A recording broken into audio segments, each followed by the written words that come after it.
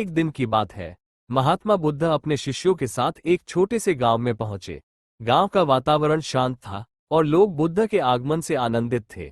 बुद्ध के पास जाकर गांव के बुजुर्ग ने आदरपूर्वक कहा, भगवान, आप हमेशा शांति और सुख की बात करते हैं, लेकिन हमारे जीवन में तो केवल दुख ही दुख है। हमें कैसे सुख मिल सकता है? बुद्ध ने मुस्कुराते हुए उत्तर दिया, ठीक है, मैं आज रात इस गांव में ठहरूंगा, लेकिन कल सुबह एक छोटी सी बात आप सबसे करना चाहूंगा।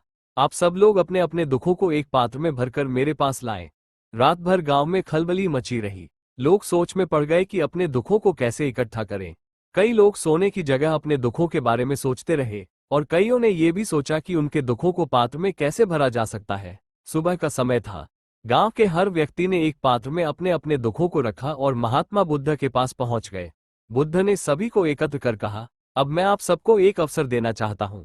आप अपने पात्र को अपने पास रख सकते हैं या यदि चाहें तो किसी दूसरे के पात्र से बदल सकते हैं। लोगों ने उत्सुकता से दूसरों के पात्रों में झांकना शुरू किया। हर चेहरे पर एक गहरी सोच और असमंजस का भाव उभर आया। उन्होंने महसूस किया कि दूसरों के दुख उनसे कहीं अधिक बड़े और कठिन थे।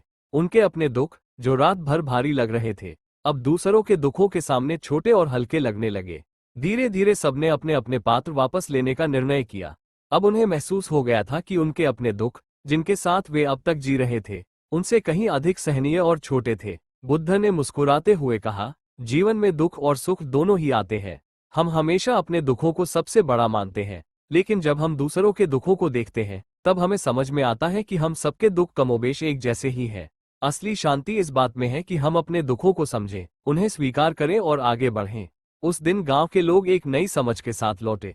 उन्होंने सीखा कि अपने दुखों को सहन करना और उनसे निपटना ही असली शांति की ओर पहला कदम है।